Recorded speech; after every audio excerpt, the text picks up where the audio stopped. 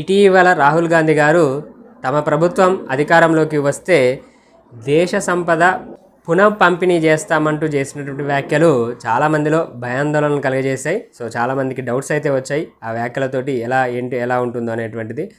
దానికి తోడుగా రీసెంట్గా మొన్న మంగళవారం రోజు అదే పార్టీకి చెందినటువంటి ఒక కీలక నేత శ్యామ్ పిట్రోడా.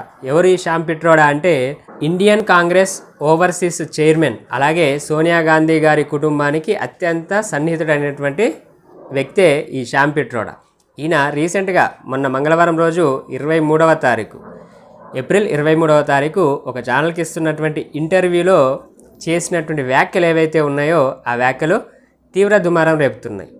అవి ఏంటి అనేటువంటిది ఒకసారి చూసినట్లయితే ఆయన ఆ ఇంటర్వ్యూలో చెప్పినటువంటిది ఏంటి అంటే, అమెరికాలో వారసత్వ పన్ను చట్టం అమల్లో ఉంది, అలాంటి పన్ను చట్టం అనేటువంటిది నాకు బాగా నచ్చింది, ఇలాంటిది భారత్లో ఉంటే బాగుంటుంది అన్న ఉద్దేశంతో, పరోక్షంగా భారత్లో ఉంటే బాగుంటుంది అన్న ఉద్దేశాన్ని ఆయన వ్యక్తపరిచినట్లుగా అర్థమవుతుంది. సో ఏదైనా ఒక కంట్రీలో ఉన్నటువంటి ఒక చట్టాన్ని గురించి చెప్పి ఇది చాలా బాగుంది అంటే దాని ఉద్దేశం ఏంటి?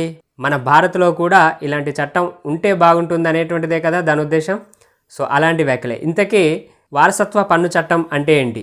అమెరికాలో ఉన్నటువంటి వారసత్వ పన్ను చట్టం ఏంటి? ఆయనకు అంతగానం నచ్చినటువంటి ఆ పన్ను చట్టం ఏంటి అనేటువంటిది ఒకసారి చూద్దాం. సో దాని ప్రకారం ఏంటి అంటే, అమెరికాలో వారసత్వ పన్ను చట్టం ఉంటుంది. సో అది యాక్చువల్గా అది అన్ని రాష్ట్రాల్లో అమల్లో లేదు, కొన్ని ప్రాంతాల్లో మాత్రమే అమల్లో ఉంటుంది. సో ఇంతకీ అసలు వారసత్వ పన్ను చట్టం ఏంటి అంటే, ఒక వ్యక్తి సంపాదన గనక $100 మిలియన్ అయ్యి ఉండింటే గనక, ఇది అమెరికాలో అండి, ఒక వ్యక్తి సంపాదన $100 మిలియన్ అయ్యి ఉంటే గనక, ఆ వ్యక్తి మరణానంతరం ఆ 100 మిలియన్స్లో 45% అంటే $45 మిలియన్ మాత్రమే ఆ వ్యక్తి మరణానంతరం ఆ వ్యక్తి వారసులకు చెందుతుందన్నమాట. సో మిగిలినటువంటి 55% అంటే $55 మిలియన్ ఏవైతే ఉన్నాయో వాటిని గవర్నమెంట్ గ్రాబ్ చేసుకుంటుంది. ఈయన ఆ విషయాన్ని స్పష్టంగా చెప్పాడు. గ్రాబ్డ్ బై గవర్నమెంట్ అనేటువంటి పదాన్ని యూజ్ చేశాడు.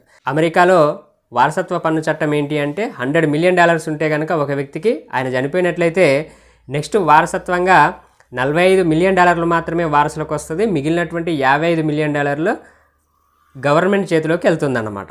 సో ఇది ఆయనకు నచ్చినటువంటి అమెరికా వారసత్వ పన్ను చట్టం.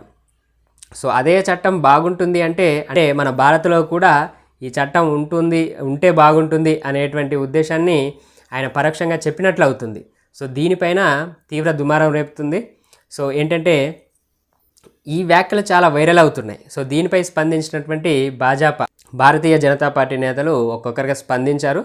సో దానికి మళ్ళీ రీకౌంటర్గా ఆయన ఏం చేస్తున్నారంటే, నేను చెప్పినటువంటి వ్యాఖ్యల్ని వక్రీకరిస్తున్నారు. సో నేను చెప్పినటువంటిది కేవలం ఈ వ్యాఖ్యలు ధనవంతులకు మాత్రమే వర్తిస్తుంది తప్పితే పేదవారికి కాదు అనేటువంటి ఎక్స్ప్లెనేషన్ ఆయన బుధవారం ఇవ్వడం జరిగిందన్నమాట. సో అయితే దీనికి సంబంధించినటువంటి ఇదే వ్యాఖ్యలకు సంబంధించి మరో కీలక నేత, కాంగ్రెస్ పార్టీకి చెందినటువంటి కీలక నేత జైరాం రమేష్ గారు, ఆయన ఇచ్చినటువంటి వివరణ ఏంటి అంటే, ఈయన ఏదైతే ఆ వ్యాఖ్యలు చేసినటువంటి వ్యక్తి ఉన్నారో శ్యామ్ పిట్రోడా, ఈయన ఒక మంచి తత్వవేత్త, సలహాదారు, ఒక గైడర్. సో ఆయన ఏదైనా వ్యాఖ్యలు చేశారు అంటే అది ఆయన వ్యక్తిగతంగా మాత్రమే తీసుకోవాలి. ప్రతి ఒక్కరికి ప్రజాస్వామ్యంలో తమ అభిప్రాయాన్ని తెలిపేటువంటి స్వేచ్ఛ ప్రతి ఒక్కరికి ఉంటుంది. సో దానిలో భాగంగానే శ్యామ్ పిట్రోడా ఆయన వ్యాఖ్యలు చేశారు. ఆయనకు కంప్లీట్గా ఈ విషయంపైన స్వేచ్ఛ ఉంటుంది. అంతేగాని కాంగ్రెస్ పార్టీకి ఈ వ్యాఖ్యలతో ఎలాంటి సంబంధం లేదు, ఇది వ్యక్తిగత అభిప్రాయంగా మాత్రమే తీసుకోవాలి అనేటువంటి వివరణ ఇవ్వడం జరిగిందన్నమాట.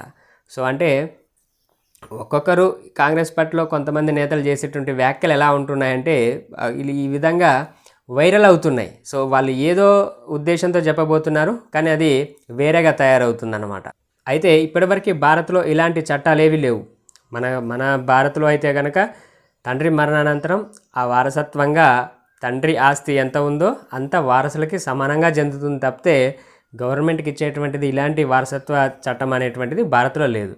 అయితే ఇదే చట్టాన్ని ఏంటంటే అమెరికాలో ఉంది, ఇది నాకు నచ్చింది అనేటువంటి వ్యాఖ్యలు ఆయన చేయడం ద్వారా ఏమవుతుందంటే, అదే చట్టాన్ని ఇందులో మన భారత్లో ఇంప్లిమెంట్ చేస్తారా వీళ్ళ గవర్నమెంట్ వస్తే అనేటువంటి అనుమానం వ్యక్తం అవుతుందన్నమాట. సో ఈ చట్టం గురించి మీ ఒపీనియన్ని కామెంట్ సెక్షన్లో కూడా మీరు తెలియజేయండి. Thank you.